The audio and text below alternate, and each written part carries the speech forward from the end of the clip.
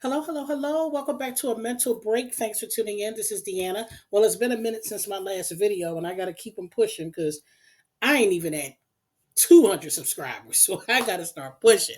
All right, you see the thumbnail. Let's jump right into it. Let's talk about this Jess Hilarious thing in the Breakfast Club. All right, let me first start off by saying, um, I'm not a Jess Hilarious fan. I know who she is. She's had a couple funny videos earlier in her career. Jess was funny earlier, from social media. And I haven't really followed her too much after that because I know that she was with Country Wayne. There was an issue with that, and they broke up or whatever. They were still doing a couple skits together or whatever. And Jess Hilarious has her fan base. It's people that follow Jess Hilarious is from that whole era of her, B Simone, Desi, Country Wayne, DC Young Fly, all these people that were big influencers back then. This is the last generation of influencers. So she comes from that group of influencers. Now, this whole thing on the Breakfast Club, let's talk about this. If this is your first time clicking my video, my name is Deanna. Here on a mental break, we take viral stories and we break them down and hold people accountable and what makes sense. So we're not going to sit, on this channel. We not sugarcoating stuff. We not coddling. I'm not into that. Oh, this one's sensitive and this one. No, we're not doing that. It is what it is. We telling the truth because these young people today, these other people, they make excuses for everything under the sun. So we going to say what the real is. Now let's deal with what the real is. Jess Hilarious was offered this position on the Breakfast Club. Now, word on the YouTube streets, I could be wrong, I don't know, allegedly, her and Charlemagne are friends. Apparently, Charlemagne helped her get into that position because there were other people that were up for it. There were other people that may have done better in that role, but what I heard was that Charlemagne put a word in for her, and that's how she wound up getting the position. So, she gets the position. They relocate her. Now, Jess Hilarious, this is a iHeartRadio. This is a corporation. This is not some around the house little BS job on the corner where stocking shelves. This is a big media corporation.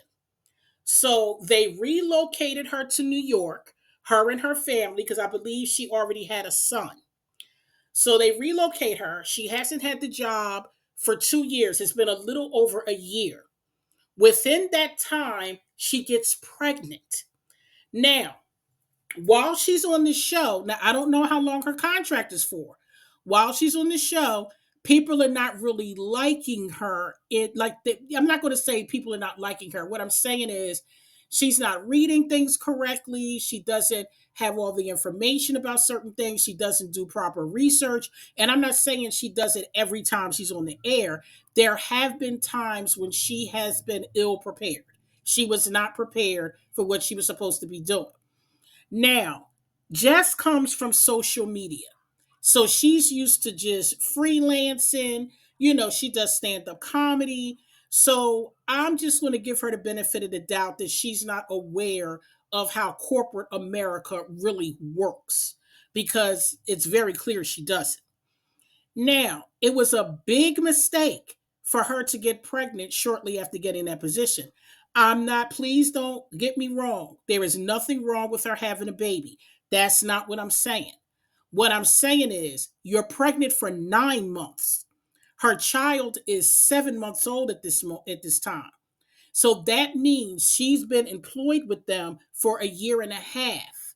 So that means she spent most of her time pregnant than not when you add it up.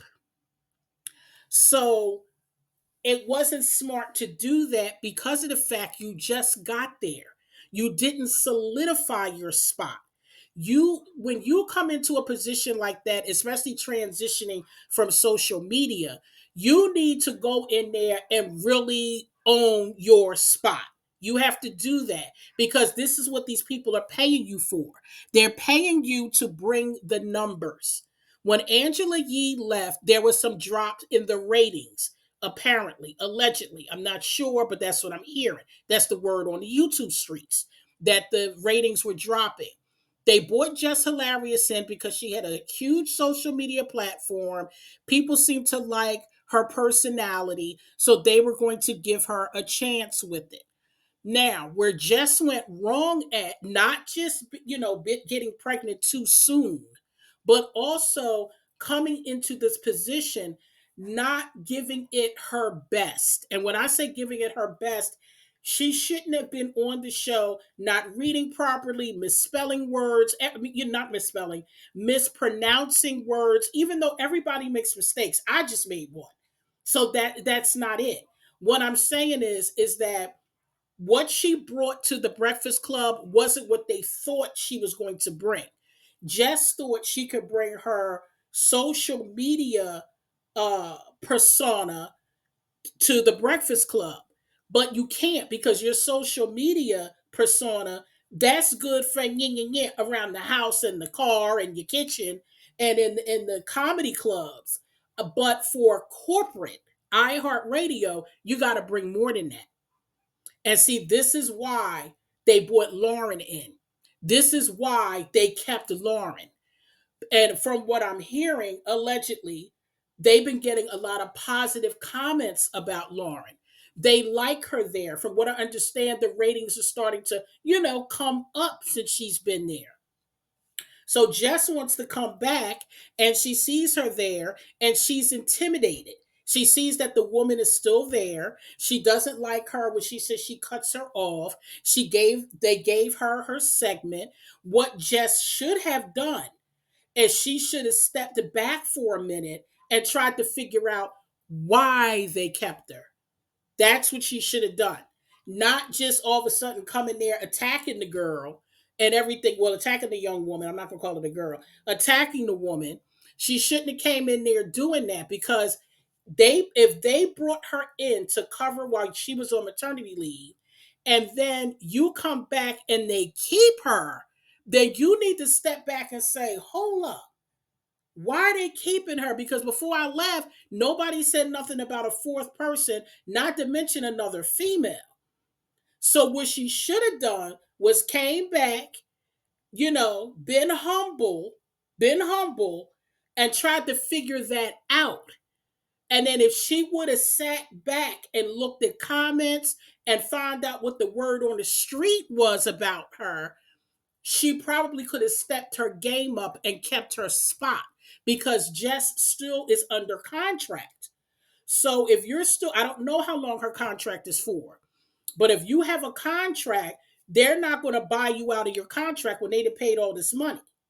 See, that wasn't a smart move. You as a woman, I'm not saying you shouldn't have children or you should delay your family. What I'm saying is, when you get certain positions and when certain amount of money is put out for you, they don't take too kindly of you all of a sudden you got to go on maternity leave, even though she worked up to her ninth month. That's not the point. The point is that they brought you to New York to for a certain position. They didn't bring you to New York to get pregnant. And they sure didn't bring you to New York for you to act the way that you do on the air. Jess has been under fire a couple times for what she said on the air. So they bring this Lauren woman in who has a media background, who has worked at TMZ, who is articulate, who is well informed, who speaks on the topics correctly. You think that they're not going to keep her over Jess Hilarious? Like, come on, let's think about it. I mean, Jess is getting all upset and everything, and she has every right to be, because her check is on the line. Because let's face it, there's no money out here in these streets right now. These celebrities are not making money because everybody and their mama is on tour. Everybody, and they done dug up Stephanie Mills, child, to be on tour. They got the Queens or something with who they got, Chaka Khan, Patti LaBelle, Stephanie Mills, and this one other person. Child, they dug up Stephanie Mills, tried to go on tour. These people need money. These people need money, and they out here because money is drying up right now. People don't know if they're going to get their food stamps. People don't know if they're going to cut the Social Securities. The wig over there in the White House said 2 years on Section 8. People can't pay mortgages. You got layoffs all over the damn place, all over, all across all sectors. It's nothing but a bunch of layoffs. So it's not too many people thinking about ticket sales right now. People are thinking about food and how they gonna eat one egg for 12 days because a dozen of eggs is damn near $20. So ain't nobody caring about no ticket sales. So it's not like Jess can come off of the Breakfast Club and go on tour or go do this and go do that. And when you're in the entertainment world, your money is not like that. But see, you're working for iHeartRadio, so you're getting paid, every week, every 2 weeks, once a month, however they pay you. But you're getting that check. You under contract. So I can understand her feeling threatened by this young lady. Not to mention, Jess is probably going through postpartum. That's another thing, because I'll talk about that another time. When you're pregnant and you have a baby, how bad your postpartum is depends on how bad your life is going. If you have a lot of support and not a lot of stress, you tend to have the postpartum isn't as bad. But if you have stress or whatever, or your body is stressed, because she worked up to her ninth month. She was getting up at 4 in the morning going to do the Breakfast Club. That's a lot to do when you're pregnant. When you're pregnant, because listen, I've been pregnant twice, and all I wanted to do was sleep. When I had my son, all I wanted to do was sleep. I worked up to my 5th month. I was working as a CNA when I had my son. I was working up to the 5th month. I was at the job laying in the patient's beds, child, because I was tired. I got in trouble every day. They put me on every damn shift because they said I couldn't do a damn thing right. So that's why I said, listen, Jess, she needs to stop this mess. And what she should do, she don't have a lot of time. I don't know how much time she has on her contract, but if I was her, and if I know she's not going to come across my video, but I hope somebody tells her, make yourself valuable, because that's the only way they're going to keep you. If you're not bringing in the numbers so that the advertisers, they get pouring more money into that show, baby, you're going to be gone. And if you need that check, which I know you do, you just had another baby and you have a son. So if you need that check, then I suggest, instead of you making all this noise over social media, if I was you, I would come up with a game plan on how to keep my job, and then create your backup plan for when your contract is up. That's what I would do. Instead of sitting up here blaming Lauren. Lauren is not to blame, baby. You are. When somebody invests that kind of money in you, they paid for you to relocate. Do you know how much apartments cost in New York right now? And we know that Jess is not living in the hood. We know that. We know they didn't relocate her to live in the hood. She more than likely has an apartment near the radio station. So those apartments downtown, listen, they wanted, I believe, like them apartments downtown, I think they start at like 8,000, 9,000 a month, and that's for a closet. So if they putting out that kind of money to bring you to work on the Breakfast Club, because I don't know if they're paying your rent every month, that I don't know, but they're probably compensating you enough to pay the rent. So that could be too. Or they could put you in a corporate apartment, because that's stuff that they do with these big corporations.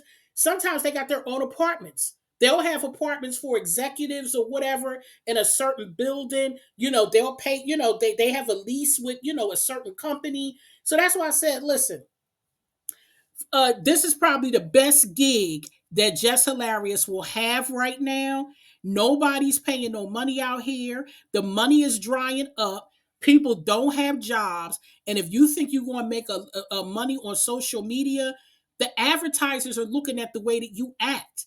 So how many people are going to back you advertising wise? That's going to pay you real money. We're not talking about a little so and so with a sock business that can pay you $200 to post on your timeline. We're not talking about that. We're talking about real money that you probably have gotten used to working for iHeartRadio.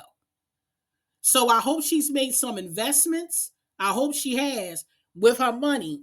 But if I was you, Just Hilarious, I would come up with a game plan. I would hire like a diction coach on how to talk. I think it's called diction, I think.